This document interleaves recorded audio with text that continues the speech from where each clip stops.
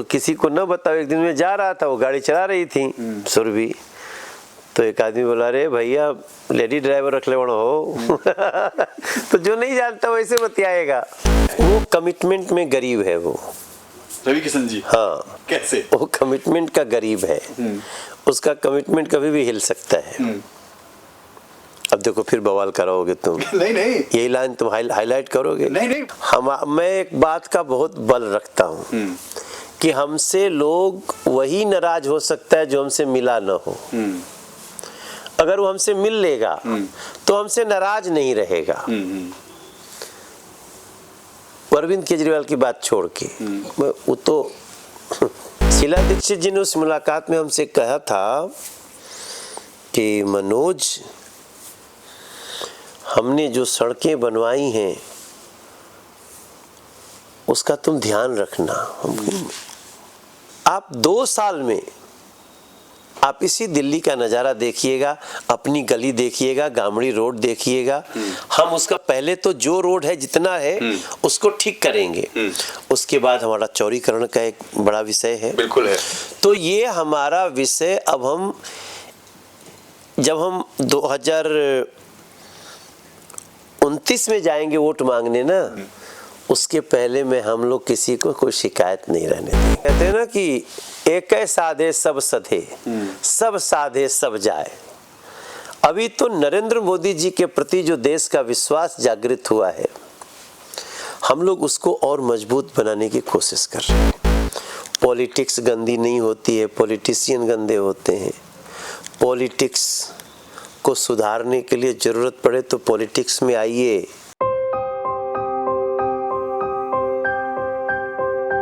नमस्कार दोस्तों, मैं आपका दोस्त, आपका साथी चंद्रजीत शर्मा। आज एन भारत टीवी अपना पहला पॉडकास्ट करने जा रहा है।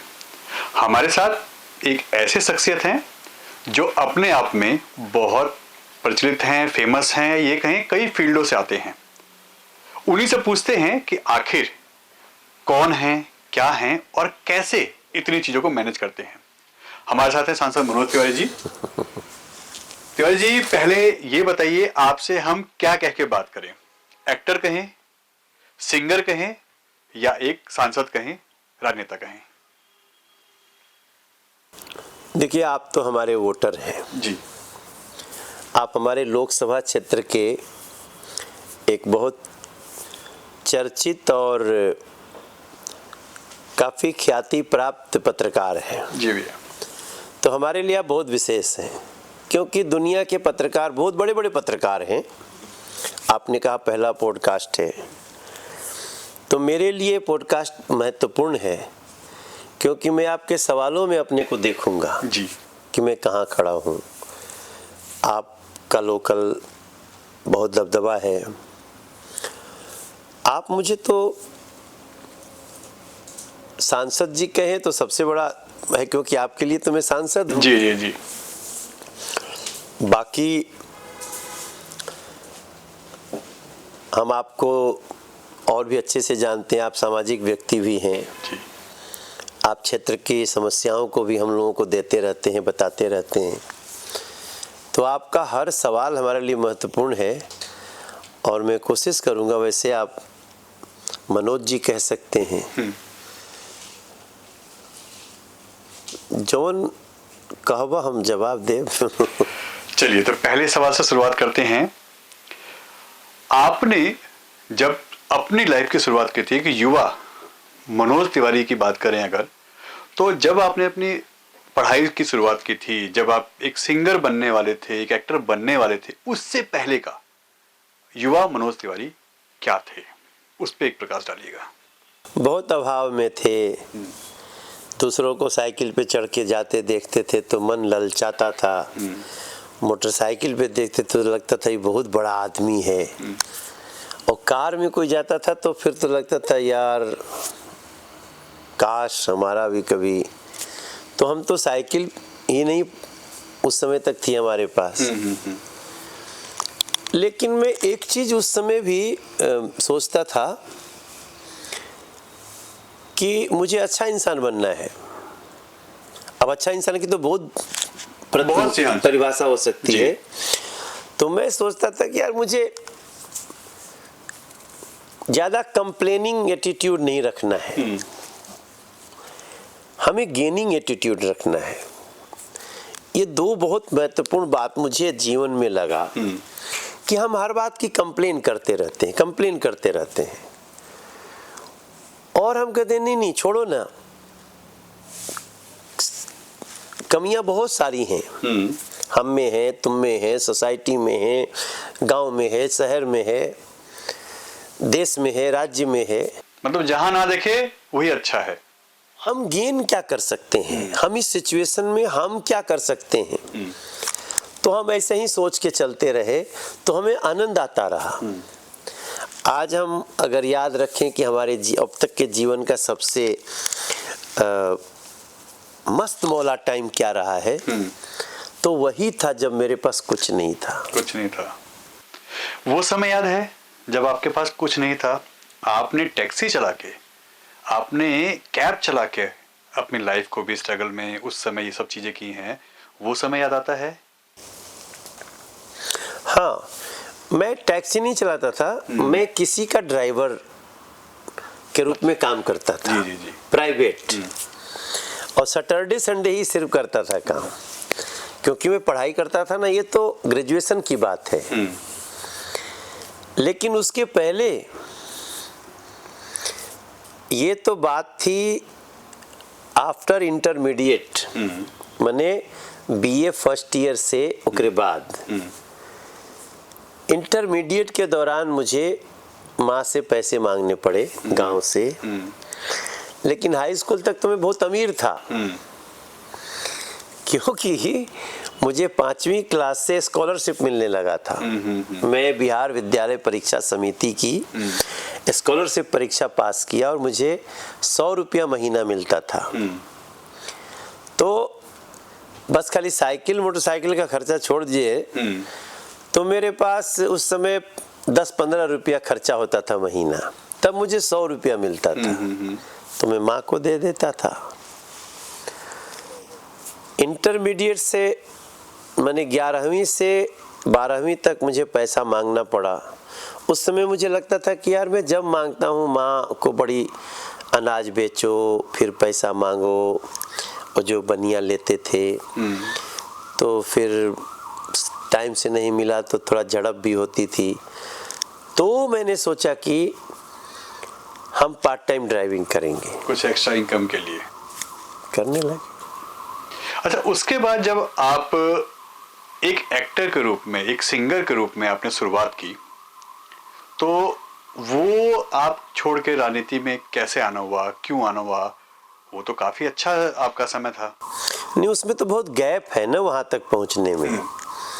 जब मैं ग्रेजुएशन कर रहा था, मैं इंटरमीडिएट फिजिक्स मैथ केमिस्ट्री से किया जी, और कम नंबर आए या ज़्यादा नंबर आए, मैंने जीवन में कभी नकल नहीं की, कभी परीक्षा में हमने नकल नहीं किया।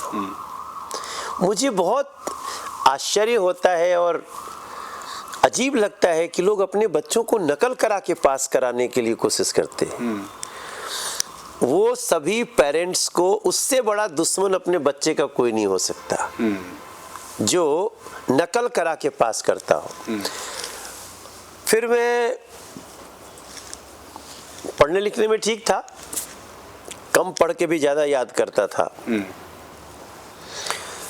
तो हमारा जो पॉलिटिक्स का समय शुरू हुआ है ना, इसके पहले तो एक जीवन अभाव का, फिर दूसरा सुपरस्टार सिंगर का, फिर तीसरा सुपरस्टार एक्टर का, फिर उसके बाद में पॉलिटिक्स में आया हूँ। तो उसमें कमाई कम थी तब पॉलिटिक्स में आए, या पॉलिटिक्स में पावर और इस चीज के लिए आए? नहीं, पॉलिटिक्स में तो कमाई बर्बाद करके आए हैं। क्यों? वो लगन लग गई ना। हाँ, जब आप आए थे, दिल लगी दीवार से तो परी किस काम के, ऐसे कहते हैं ना लोग। तो हमारा मन लग गया यार, कुछ वी शुड कंट्रीब्यूट। अब उसमें जब आप जिस मनोज तिवारी को टटोलोगे ना, तो बहुत विचित्र मनोज तिवारी मिलेगा।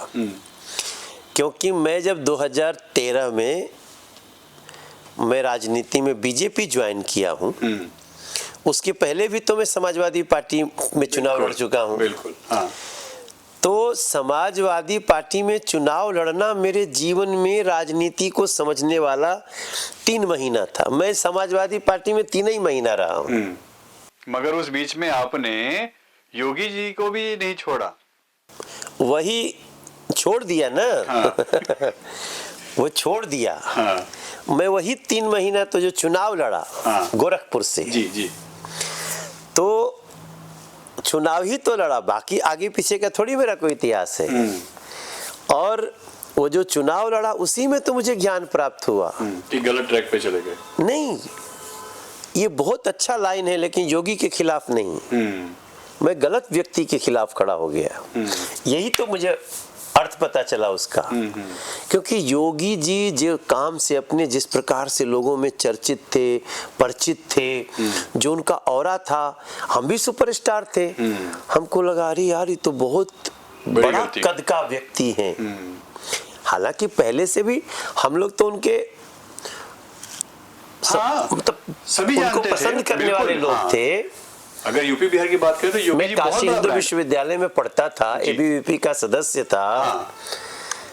तो लेकिन अब एक सिचुएशन बना जिसमें मुझे चुनाव लड़ना पड़ा। मैं चुनाव लड़ने का खुद नहीं गया, फंस गए थे। कुछ ऐसा ही था।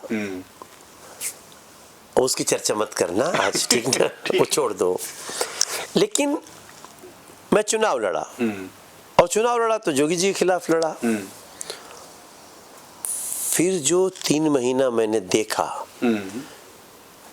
कि हमारी पार्टी जिस पार्टी में था ना, समाजवादी पार्टी, वही अध्यक्ष बोल रहे बाबा कहीं और से लड़ जाती वही यहाँ का करे लियो हमनियों के जोगिए जी के वोट दे हल जाई। ये उनके अध्यक्ष बोल रहे थे। पार्टी का जिला अध्यक्ष बोल रहा है। वो बहुत साफ है दिल के आदमी। अगर मेरा इंटरव्यू सुनेंगे, जगदीश यादव नाम था उनका। जी जी जी जी। तो मुझे और बहुत सारे अनुभव, तभी मुझे लगा कि नहीं, पॉलिटिक्स में चलना है, लेकिन चलना है तो तैयारी से चलना है, सेवा भावना से चलना है। और जब नरेंद्र मोदी जी से मिले, जब अमित शाह जी के बारे में जाने, तो लगा यार बीजेपी बेस्ट पार्टी है जहां से हम लोगों की कुछ सहायता कर सकते हैं। आ गए। उसके बाद आप तो आए औरों को भी लाने लगे। निरहुआ, दिनेश यादव जी, आपके साथ सपना जी। तो भाई मेरी जिम्मेदारी थी ना। हाँ, तोड़फोड़ करना। नहीं, कलाकार को अगर राजनीति में जाना है तो भाजपा में चलो। हाँ। देखो, कलाकार को मैं समझता हूँ। जी जी जी। कलाकार का मन बहुत कोमल होता है। कलाकार फाइनली देश के लिए ही सोचता है, समाज के लिए सोचता है, क्योंकि समाज ने उसको बनाया हुआ है। बिल्कुल सही बात। तो समाज का नुकसान नहीं करना चाहेगा। तो बस वही समझाता था, वही समझाया रवि किशन को, वही समझाया दिनेश लाल यादव को, वही समझाया सपना चौधरी को। किसी को नहीं जाने दिया। वही पवन सिंह को भी समझाए, मगर वो तो नहीं समझे। कुछ देर बाद भटक गया। अब फिर समझ जाएंगे। हाँ। अच्छा, एक चीज आती है कि जब भी बात होती है रवि किशन जी की या आपकी, तो ये आता है बड़ा कौन, सीनियर कौन, और सबसे ज्यादा एक्टिव कौन। कई जगह तो आप दोनों एक साथ पहुंचते भी नहीं है, किसी की फ्लाइट छूट जाती है तो कभी दोनों मंच एक साथ शेयर नहीं कर पाते हैं। ये क्या है? वो कमिटमेंट में गरीब है वो रवि किशन जी। हाँ। कैसे? वो कमिटमेंट का गरीब है। उसका कमिटमेंट कभी भी हिल सकता है। अब देखो फिर बवाल कराओगे तुम। नहीं नहीं, यही लाइन तुम हाईलाइट करोगे। नहीं नहीं, मगर पता चले ना लोगों को। नहीं, रवि का क्या है ना कि देखो, वो भी बहुत गरीबी से आकर के खड़ा हुआ है। स्ट्रगल आपने भी किया, उन्होंने बहुत किया। और हम लोग कॉम्पिटिटर रहे हैं। अब तो खैर में फिल्म करता ही नहीं, तो कंपटीशन कैसा। तो रवि सिनेमा में थे, हम भी सिनेमा में थे। हमारा थोड़ा सा औरा दूसरा था। हम इन लोगों को भी बोलते थे थोड़ा पैसे वैसे मांगा करो तुम लोग। आपकी फीस बहुत थी उस समय। हाँ, देखो, मैं चाहता हूं सबको सबका हक मिले। तो मैं अपने हक के लिए लड़ता था, ले लेता था। रवि भाई का क्या है कि वो कंपटीशन होता है तो थोड़ा बहुत तो चलता है, टसल होता है, लेकिन हम लोग कभी मर्यादा नहीं तोड़े हैं। एक आध बार को थोड़ा मोड़ हो गया है लेकिन बाकी हम लोग ठीक रहे। हाँ। लेकिन अब देखो, ये हमारा एंगल है कि रवि कमिटमेंट का धनी नहीं है। ऐसे मान लीजिए वो कह दिया कि यहाँ आना है, अच्छा हम आ रहे हैं, वो नहीं आएगा, नहीं आएंगे, नहीं। कहेगा इतना विश्वास से, डन, आता हूँ, पहुँचता हूँ, तो वो नहीं आएगा। अब ये हो सकता है कि ये मेरे साथ ही होता हो। बाकी मैंने उनको भी राजनीति में लाया, ये सारी कांग्रेस में थे। निभाई हैं। हम इसलिए लाए ना कि देखो, जब नरेंद्र मोदी जी इस देश के प्रधानमंत्री बने, जो मेरे ध्यान में था, और उनकी नीति और नीयत जो हमने देखी, जो अमित शाह जी की मेहनत हमने देखी। भारतीय जनता पार्टी बहुत बड़ी पार्टी थी, अटल जी जैसे नेता, पंडित दीनदयाल उपाध्याय जी, श्यामा प्रसाद मुखर्जी जी, और एक से एक रत्न लाल कृष्ण आडवाणी जी। लेकिन जो लोगों को जोड़ करके अमित शाह जी, नरेंद्र मोदी जी का एक ताकतवर योद्धा बन के जिस प्रकार से काम करने लगे, जो मेहनत करते थे, वो मुझे दिखा एक दिन। और तब मुझे लगा कि अब मुझे समय आ गया है, क्योंकि समय आ गया है जब हमको इसमें राजनीति में जाना चाहिए। क्योंकि देखो चंद्रजीत भाई, लाइफ तो निश्चित है। हाँ, सही बात है। आज आपका स्किन थोड़ा चकाचक दिख रहा है, मगर ये हमेशा नहीं दिखेगा ऐसा। सही बात है। हम आज जितना तेज दौड़ सकते हैं, कल हम उतना नहीं दौड़ेंगे। फिर पछताए क्या होते है जब चिड़िया चुग गई खेत, समय रहते काम करो। फिर मैंने सोच के आया मैं कि अभी मुझे लोगों की समस्याओं का निदान करना है और कराना है। राजनीति अकेले नहीं हो सकती, सब कोई नरेंद्र मोदी जी नहीं हो सकता। सही बात है। और हम बहुत अच्छा करना चाहते हैं। हमारा नेता बहुत कंडम है, जैसे मान आम आदमी पार्टी। आम आदमी पार्टी में बहुत अच्छे अच्छे लोग आए होंगे, लेकिन नेता में गड़बड़ है। नेता भ्रष्ट है, नेता देश विरोधी है, नेता अपने साथियों को भी भ्रमित करके रखा हुआ है। कितने लोग नौकरी छोड़ के चल दिए, कितने लोग अपना काम छोड़ के चल दिए। पता चले कि जो लेके जा रहा है वो ये इस देश को नुकसान पहुंचाना चाहता है। तो अच्छा नेता होके भी क्या कर पाएगा। हमारा लीडर कैसा है, तो हमें नरेंद्र मोदी जी एक लीडर दिखे, अमित शाह जी उनके साथ काम करने वाले एक मजबूत चाणक्य जैसा सोचने वाले व्यक्ति दिखे। फिर मैं आ गया, चल रहा हूँ, बहुत दूर तक जाना है जब तक जिंदा है। अच्छा सांसद जी, आपको इस बार 2024 में एक जिम्मेदारी दी गई, क्योंकि दिल्ली में जो सिटिंग सांसद थे सबके टिकट कट गए थे। आप इकलौते ऐसे थे जो सीनियर थे, जिसको रिपीट किया गया तीसरी बार। ऐसे में वो जिम्मेदारी आपके कंधों पे कितनी बड़ी थी, क्योंकि खुद भी लड़ना था अपनी लोकसभा से, और पूरी दिल्ली में 7 सांसद यानी 6 और जिता के भी लाने थे। उस समय क्या चल रहा था आपके मन से? नहीं, वो हमें दिख रहा था। जब मुझे याद है 3 महीना पहले टिकट की घोषणा हुई और मैं चुनाव का प्रचार करने हैदराबाद जा रहा हूँ, आंध्र प्रदेश जा रहा हूँ, उत्तर प्रदेश जा रहा हूँ, बिहार जा रहा हूँ, उड़ीसा जा रहा हूँ, महाराष्ट्र जा रहा हूँ, तो हमारे यहाँ भी हमारे लोग बोलते थे, भैया पहले अपना जीत लो। फिर मैं सोचता था ठीक है, ये भी करूँगा। आप जैसे लोगों से भी बात करता था मैं, पत्रकारों से भी, लेकिन मुझे इस बात का सुकून तो था ना कि हमारे क्षेत्र में मेट्रो नहीं आती थी, आ चुकी है। शिव विहार तक मेट्रो 2018 में लेके आए। फिर एक मेट्रो अब चल रही है मौजपुर से लेके पूरा दिल्ली में कनेक्ट कर देगी। एलिवेटेड रोड हम ले आ दिए। हम भजनपुरा का जाम हटाने जा रहे हैं, जमुना विहार का जाम हटाने जा रहे हैं, चांदबाग का, हम खजूरी का। तो इसके साथ साथ हम सेंट्रल स्कूल बनवा दिए। हम और भी लाइनअप है।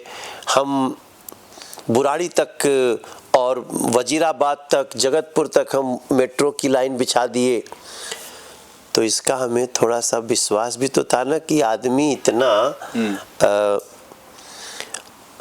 मतलब उसको क्या शब्द बोलते हैं कि जो इतना एहसान फरामोश तो नहीं हो सकता। यानी लोग सपोर्ट करेंगे आपको। हाँ, मेरे मन में है विश्वास था पूरा। मुझे देखिए एक बात बताऊं आपको, मैं एक बात का बहुत बल रखता हूं कि हमसे लोग वही नाराज हो सकता है जो हमसे मिला ना हो। अगर वो हमसे मिल लेगा तो हमसे नाराज नहीं रहेगा। अरविंद केजरीवाल की बात छोड़ के वो तो आपको याद होगा सिग्नेचर ब्रिज पे आप पे अटैक भी हुआ था। उस समय बाल बचे थे आप, वरना आप चोटिल भी हो सकते थे, मर भी सकते थे। वो अटैक था या करवाया गया था कुछ ऐसा? अरविंद केजरीवाल ने अमनतुल्ला खान से मुझे धक्का दिलवाया था। तो आज भी केस चल रहा है। और अब तो देखो इसी का तो हाय लगा ना भाई। इस दिल्ली में जो दिल्ली का नुकसान हुआ वो उसी दिन शुरुआत किया अरविंद केजरीवाल ने। अरविंद केजरीवाल मुख्यमंत्री थे। सिग्नेचर ब्रिज की शुरुआत साहेब सिंह वर्मा जी ने की 97 में। बिल्कुल। बस गिर गई थी, दर्दनाक हादसा। उसके बाद शीला दीक्षित जी और जयप्रकाश अग्रवाल जी के झगड़े में पूरा सत्यानाश हो गया। दोनों तरफ से रोड आके रह गई। आप भी बहुत जगह जाते होंगे। हाँ। खजूरी से मुड़ के जाना पड़ता था, पुल नहीं। जब मैं 2014 में सांसद बना तो मेरे सांसद बनते ही राष्ट्रपति शासन था दिल्ली में। बिल्कुल था। राष्ट्रपति शासन में हमारे पास सब कुछ था। नरेंद्र मोदी जी प्रधानमंत्री थे। मैंने बात करी और तुरंत सारा हिसाब किताब लेके जो 70-80 करोड़ बचे हुए थे उसको सैंक्शन कराया। नजीब जंग जी एलजी थे। बिल्कुल, हाँ। उन्होंने मेरा बहुत सहयोग किया।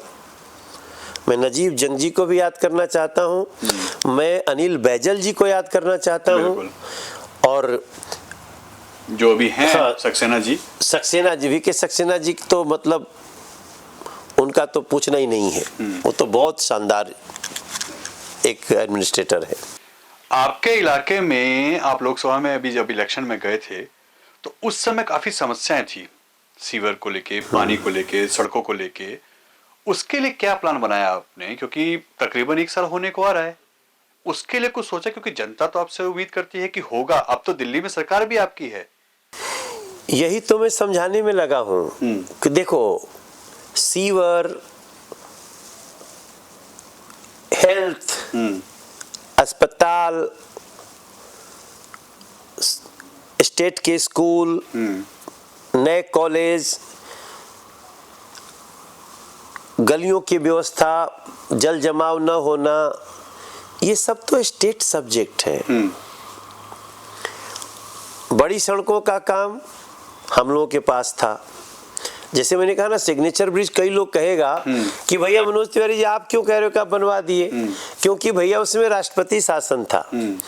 अब उसमें पुल बन गया, मतलब एक 10 महीना के अंदर 10 से 12 महीना में पूरा पिलर खड़ा होके पुल खड़ा हुआ। क्योंकि और भी काम थोड़ा मोड़ा हो चुका था। अब जब शुरू हुआ तो अरविंद केजरीवाल मुख्यमंत्री थे, तो उनको था कि मैं करूंगा इसका उद्घाटन। अगर उस दिन उन्होंने मनोज तिवारी को सिर्फ चुपचाप, भाई हमारा प्रोटोकॉल है, हाँ बिल्कुल, कि हम लोकल में बैठना है, तुम तो एक तो दूसरे के काम का उद्घाटन कर रहे हो। उस दिन जो उन्होंने इस प्रक्रिया को तोड़ी उसके कारण आप सोचिए ना क्या कारण था कि NH-24 का उद्घाटन करने प्रधानमंत्री जी को गाजियाबाद जाना पड़ा। क्या कारण था कि द्वारका एक्सप्रेस का उद्घाटन करने प्रधानमंत्री जी को हरियाणा जाना पड़ा। ये सब कारण वो थे कि उस व्यक्ति ने प्रोटोकॉल तोड़ दिया।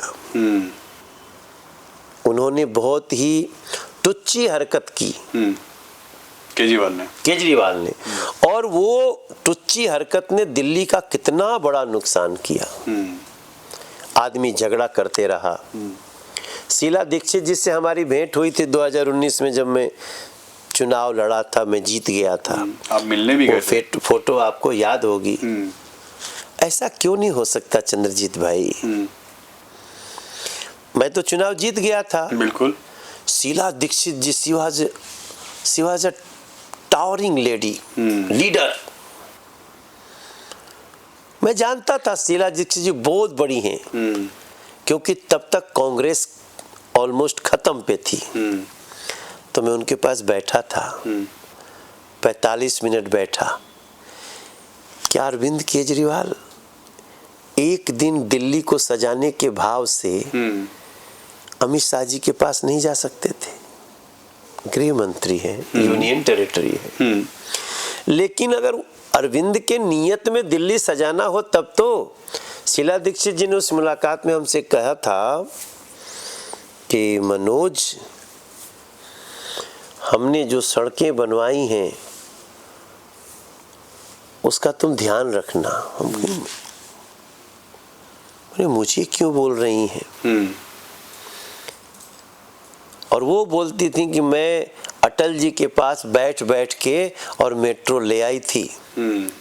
हाँ, कोऑर्डिनेशन बहुत अच्छा है दोनों का। कोऑर्डिनेशन ही सेंट्रल में बीजेपी थी, संघीय ढांचा। हाँ, बिल्कुल। ये राजनीति में हो सकता है। अब जैसे आप लोग की सरकार आ गई है, 27 साल बाद ये वनवास खत्म हुआ है आप लोगों का और बहुत अच्छा मैंडेट मिला है आप लोगों को। तो ऐसे में प्लान क्या है दिल्ली के लिए? क्योंकि अब यमुना साफ होंगी, अब क्योंकि ये उसके बाद शायद दिल्ली जब से आप लोग जीते हैं, शायद पहला ही पॉडकास्ट लग रहा है कि उसके बाद ये हो रहा होगा जी। क्या यमुना साफ होंगी? क्या यमुना रिवर फ्रंट बनेगा? क्या आपकी लोकसभा, क्योंकि आप जिस इलाके से आते हैं वो बहुत बैकवर्ड है, बहुत पिछड़ा हुआ इलाका, बहुत काम हुए हैं मगर अभी ये माने तो 70% बाकी है। उसका प्लान है? बिल्कुल। क्या है? देखो, आपको याद होगा मैं LG महोदय को भी एक दौरा करवाया। हाँ, बिल्कुल। LG का दौरा सीधे सीधे CM को चुनौती होती है। लेकिन अब मैं क्या करूं? मैं सांसद हूं, मेरे क्षेत्र को तकलीफ है। और वो जिस सड़क से गुजरे, वो जो गोकलपुर मेट्रो है ना, बिल्कुल, वहां से लेके जाइए। अब सड़क देखिए क्या बन गई। आगे और बहुत काम होना है, थोड़ा थोड़ा रह भी गया है। हम इस 5 साल में, 5 साल तो खैर बहुत है, आप 2 साल में आप इसी दिल्ली का नज़ारा देखिएगा, अपनी गली देखिएगा, गामड़ी रोड देखिएगा। हम उसका पहले तो जो रोड है जितना है उसको ठीक करेंगे। उसके बाद हमारा चौड़ीकरण का एक बड़ा विषय है। बिल्कुल है। तो ये हमारा विषय अब हम जब हम 2029 में जाएंगे वोट मांगने ना, उसके पहले में हम लोग किसी को कोई शिकायत नहीं रहने देंगे। मतलब दिल्ली लगेगी, राजधानी लगेगी, दुनिया की बेहतरीन राष्ट्रीय राजधानी लगेगी Delhi. One of the best अगर दुनिया की 10 राष्ट्रीय राजधानी क्षेत्र होगा तो उसमें एक नई दिल्ली को हम बना के रहेंगे। और उसमें मोदी जी की गारंटी है। उसमें CM मनोज तिवारी होंगे, क्योंकि नाम और रेस तो चल रहा है। ये तो भाई देखो, ये तो पार्लियामेंट्री बोर्ड का डिसीजन है, वो तो हो ही जाएगा 5-6 दिन में जो भी तय होगा। मगर ये डिसीजन थोड़ी रोक पाएगा हमारे काम को। हाँ, सरकार अपनी रहेगी, काम अपने हिसाब से होंगे। हाँ। और हम तो इस समय हम सबसे सीनियर व्यक्ति हैं, तो दावेदारी मजबूत है। नहीं, काम करने की दावेदारी मजबूत अच्छा। है, तो उलट मत देख रखे। देखो, वैसे भी आप इतना दिन तक देखे होंगे, मनोज तिवारी पद के लिए नहीं आया है राजनीति में। बिल्कुल। मनोज तिवारी काम कर दे, हमारे काम हो जाए। हम लगातार उसके लिए एक एक व्यक्ति को, अधिकारियों को, आज तक मेरा अधिकारियों से झगड़ा होते हुए आप देखे हैं? शायद नहीं, बिल्कुल नहीं। शायद आप जहाँ रहते हैं लोग क्या कहते थे, अरे ये तिवारी बनवा रहे एलिवेटेड रोड, हजारों घर टूट जाएंगे, कहते थे ना। आपने रिपोर्ट भी किया है। हाँ, मैंने रिकॉर्ड किया। और जब पहला पाया डालने का जब खुदाई हो रहा था तो वहीं आप खड़े होकर के हमसे सवाल किए थे। बिल्कुल किया था। एक भी घर टूटा चंद्रजीत भाई? नहीं, बिल्कुल नहीं। और आज पुल देखो तैयार है, अभी सरकार बनते ही उसकी शुरुआत हो जाएगी, कंप्लीट है। हाँ। अच्छा सांसद जी, एक चीज, जब आपने इलेक्शन 2024 आपने लड़े थे अपने लोकसभा का, उस समय एक ऐसा आया था जो आपके लिए बहुत दुखदायी था, बहुत टफ था। उस समय आप अपने इलेक्शन के पीक पे थे और आपकी बेटी आईसीयू में थी। वो बड़ा दुखद, बड़ा ही कठिन पल था वो। उस समय एक पिता नहीं मिल पा रहा था अपने बच्ची से, बच्ची हॉस्पिटल में थी, और वो एक हफ्ता आपका ऐसा गुजरा है कि मतलब हमने भी उस चीज को देखा था आपका, क्योंकि हम लगातार आपको कवर कर रहे थे। उस वक्त क्या था, परिवार को टाइम देना या इलेक्शन? वो तो बिल्कुल पता नहीं कैसे मैं उस पल से निकला हूँ, पता नहीं कैसे भगवान ने, मैंने उस पल में हम लोगों को शक्ति दी है, मेरी पत्नी और हम। भगवान किसी के बच्चे को इतना तकलीफ न दे। और उस समय भगवान ने ही सहायता की हम लोग, और हम लोगों के साथ कोई नहीं था। क्योंकि ये बात सही कह रहे हैं आप कि दूसरों को तो पता क्या, हम लेट पहुंचे होंगे तो उनको लगा अरे भैया लेट आ गए, मगर माँ जगदम्बा ने सब कुछ ठीक कर लिया।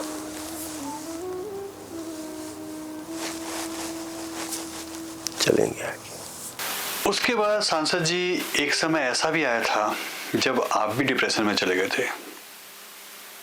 एक के बाद एक झटके लग रहे थे आपको लगातार, दिल्ली की जिम्मेदारी आपके कंधों पे थी, बहुत बुरी कंडीशन से आप गुजरे हैं। क्योंकि ये हम बात इसलिए कर रहे हैं कि लोगों को पता चलना चाहिए कि राजनीति हो या कोई भी काम हो, इतना आसान नहीं होता। जो लोग देखते हैं, टाइम से नहीं पहुंचे तो नाराज हो गए, बात नहीं की तो नाराज हो गए, नहीं मिल पाए तो नाराज हो गए, मगर उसकी पीछे की हकीकत, क्योंकि पॉडकास्ट का मतलब ही यही है कि लाइफ में जो पीछे है उसको रिवाइंड करके देखें कि क्या क्या आदमी झेलता है।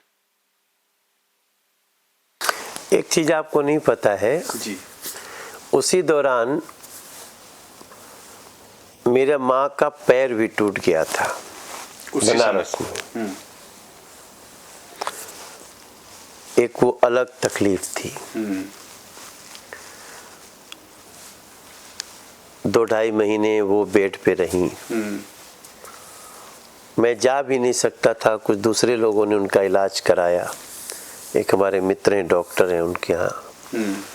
फिर लास्ट के 4-5 दिनों में माता जी यहाँ पे आई थी और बड़ी मुश्किल, उनको रॉड पड़े।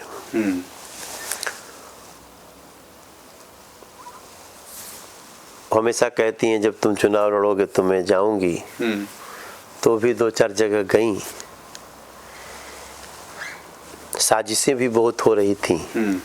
आप उस समय देखे होंगे, अब तो डिजिटल दुनिया है, कहीं का बात कहीं लगा के, कहीं की बात कहीं लगा के, लेकिन सब में ये सारी दुख दर्द न पीछे हो जाते हैं जब हम अपने क्षेत्र की जनता का जो हम विश्वास देखते थे।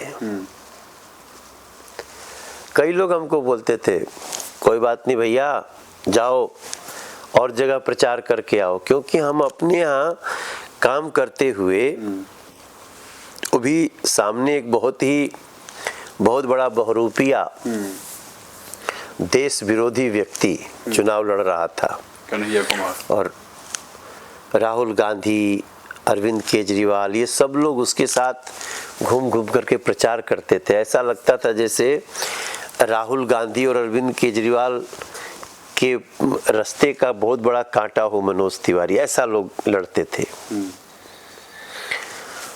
जनता ने उस दौरान जो साथ दिया उसके लिए मैं नॉर्थ ईस्ट दिल्ली की जनता को, चुनाव तो हम बहुत लड़े लेकिन जो 2024 में जिताया है,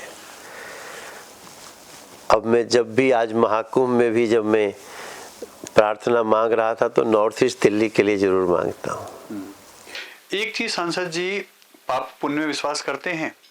हाँ, बहुत, उसी पे विश्वास है। पाप और पुण्य ये तो हमारे जीवन का सबसे बड़ा आधार है मेरे व्यवहार का।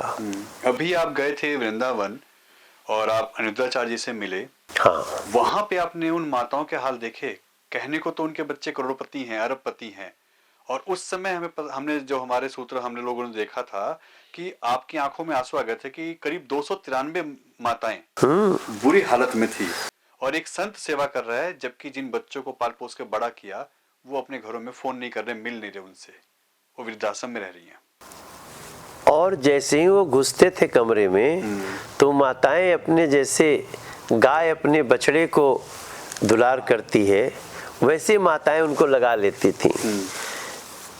देखो यार, कहना बहुत आसान है, मगर उस दिन वृंदावन में जो हमने अनिरुद्धाचार्य जी का जो ये स्वरूप देखा, ओहो भैया हो, एक माता की सेवा करना मुश्किल हो जाता है जीवन में। ये 300 माताओं को खाना और पढ़ना, सुलाना, उनको बेड लगाना, उनकी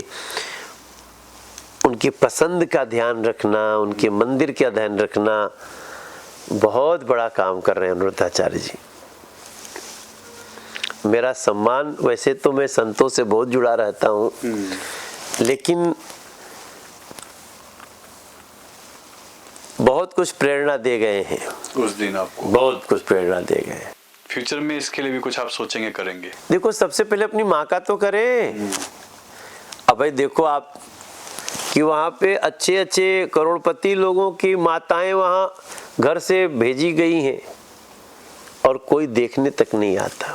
3-3 साल 4-4 साल बता रहे थे कि कई की अंतिम क्रिया होती है तो उसके बच्चे कहते हैं कर दो। कैसे ऐसी संतान होती, कौन हो, ऐसी संतानों के लिए क्या कहा जाए।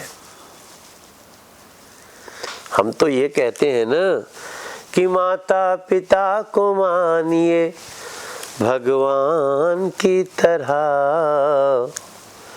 जीवन जीने की कला हो राम की तरह। प्रातः काल उठ के रघुनाथा, मात पिता गुरु नाम ही माता। ये कुछ ही उदाहरण है लेकिन बहुत हृदय विदारक है। मैं तो कहूँगा अगर मेरा ये पॉडकास्ट पहुँचे कि जिनकी माता अनिरुद्धाचार्य जी के आश्रम में है, आपके बच्चे भी वही व्यवहार करेंगे आपके साथ जो आप कर रहे हैं, जो आप कर रहे हैं अपनी माता पिता के साथ। समय हो तो जाओ, अपनी माँ का पता लगाओ। वृंदावन में अनिरुद्धाचार्य जी के यहाँ जो माताएं हैं, मिलो। जीवन का सारा सुख एक तरफ, माँ को दुख हुआ तो जीवन में कोई सुख नहीं दे सकता।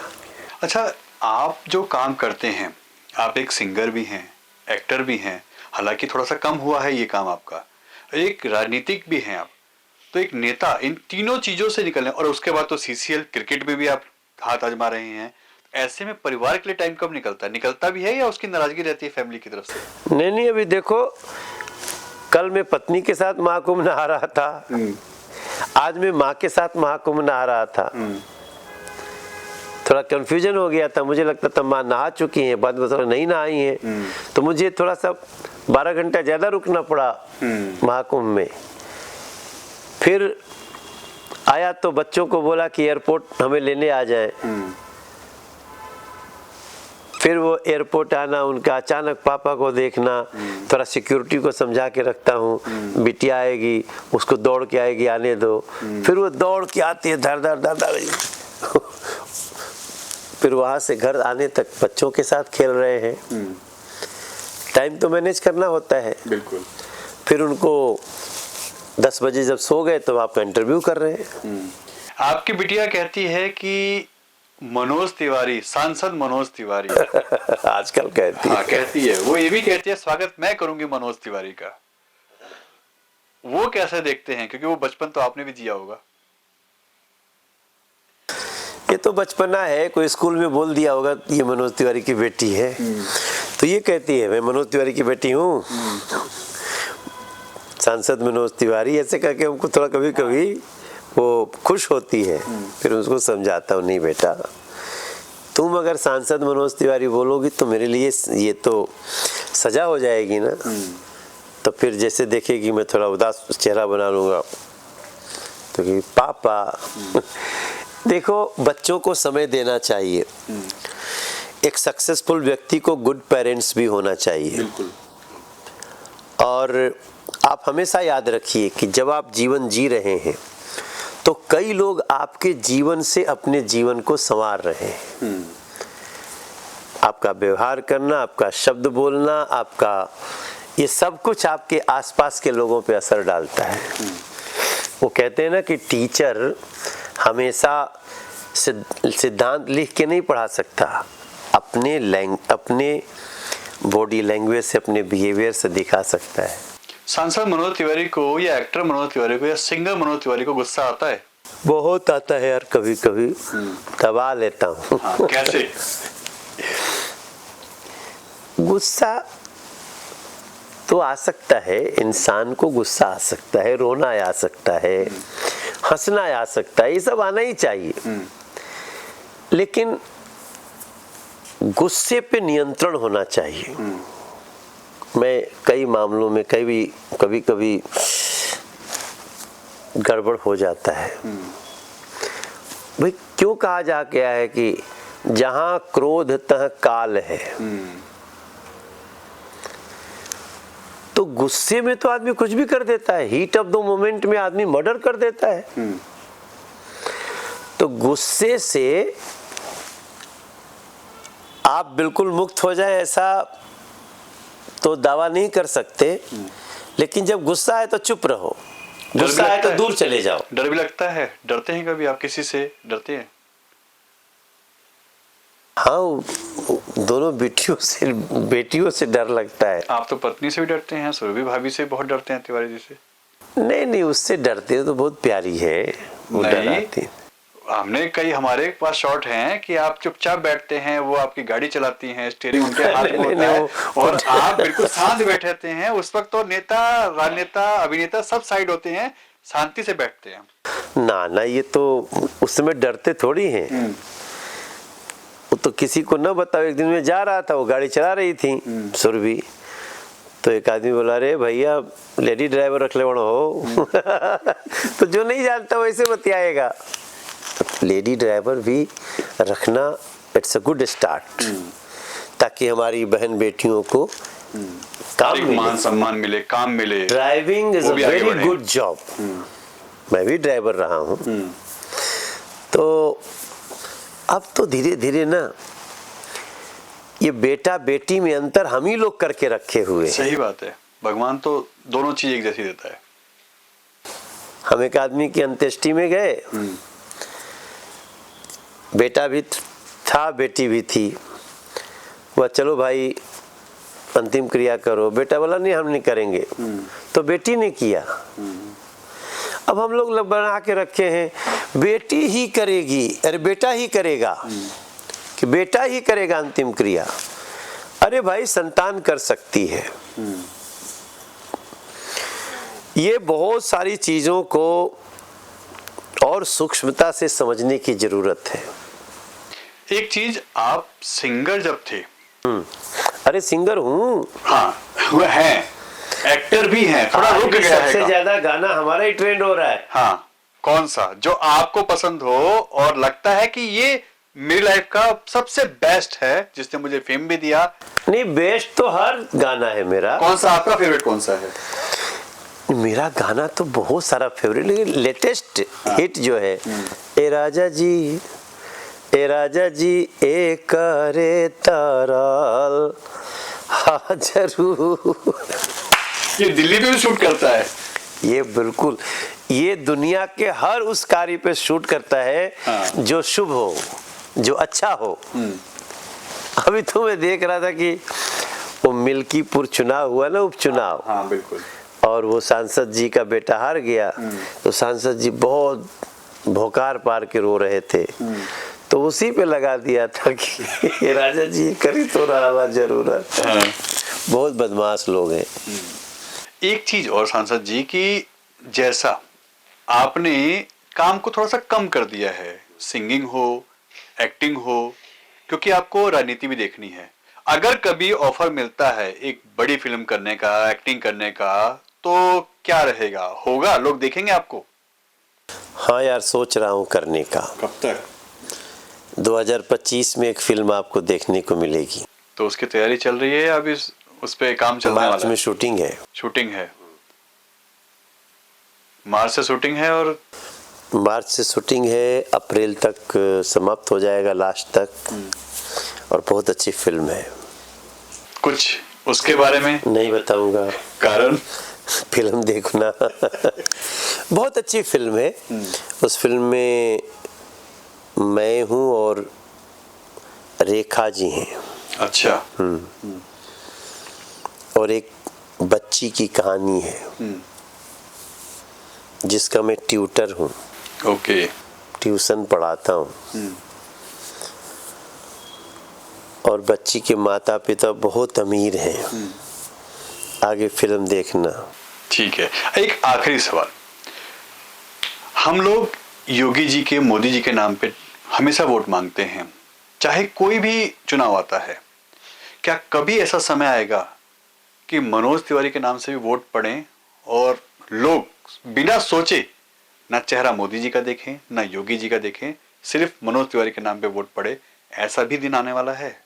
इसके लिए तो मेहनत करनी पड़ेगी लगता है। देखो, अभी तो हम लोग अपने गिलहरी प्रयास में लगे हैं। हमारा लीडर नरेंद्र मोदी जी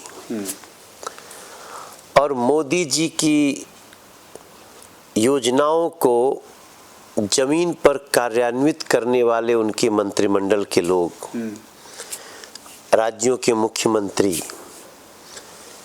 देश के गृह मंत्री, रक्षा मंत्री, सड़क मंत्री, एक ऐसी टीम है।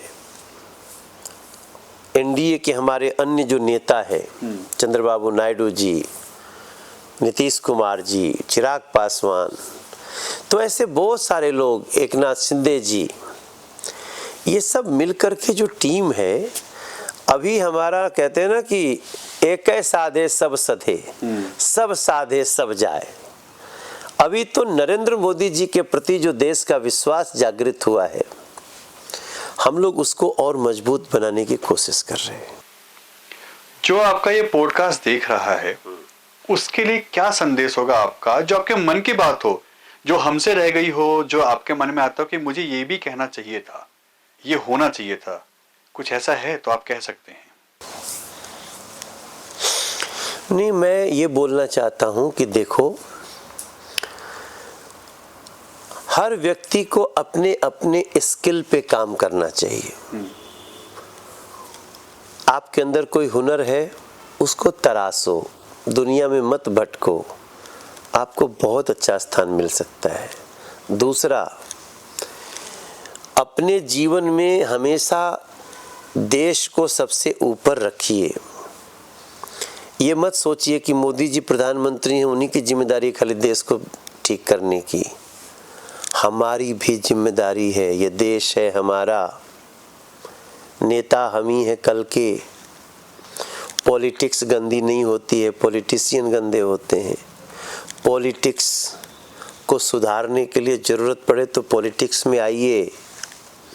पॉलिटिक्स से स्कूल बनता है, सड़क बनता है, गली बनती है, पानी मिलता है, नदी साफ होती है, नदियां आपस में कनेक्ट होती हैं, स्पेस में अंतरिक्ष यान जाते हैं, उससे दुनिया में हमारे देश का नाम होता है। सब कुछ के नीचे पॉलिटिक्स है। तो पॉलिटिक्स से आप बाहर नहीं हैं। इसलिए वोट के समय मतदान करें, अपने पसंद के पार्टी को चुने, केवल नेता नहीं, पार्टी। जो पार्टी अच्छी हो उसको आप सपोर्ट करेंगे तो आपका फ्यूचर अच्छा होगा, ये मैं बोलना चाहता हूँ। युवाओं के लिए कुछ प्लान है आपका? दिल्ली में कुछ सोचा है युवाओं के लिए? हाँ, यूथ के लिए हम लोग अभी 20 लाख स्वरोजगार का अवसर देने वाले हैं। 50,000 नई नौकरी भी देंगे। लेकिन दिल्ली में रहने वाला यूथ, मैंने कहा ना कि स्किल्ड तो हो जा भाई। मेरी बेटियां, एक बहुत बड़ी दुनिया आपका इंतजार कर रही है। और बाकी हम जरा, सरकार आ गई है ना, अब आप देखिए जो कह रहे हैं उसको जमीन पे दिखाएंगे। तो देखिए, ये थे हमारे साथ सांसद मनोज तिवारी, जिन्होंने अपनी कई चीजें आपके साथ शेयर की। हमारे पॉडकास्ट में बहुत सी चीजें ऐसी हैं जो पहली बार उन्होंने डिस्कस भी किए हैं। कुछ दिल्ली के बारे में जो है वो भी उन्होंने डिस्कस किया। अब जब सरकार बनेगी तो बहुत कुछ होगा। अपने कमेंट बॉक्स में लिख के हमसे पूछ सकते हैं, और यह सवाल जो आपके होंगे हम सांसद जी के साथ भी शेयर करेंगे कि आप लोगों ने क्या क्वेश्चन और क्या उनसे जवाब मांगे हैं।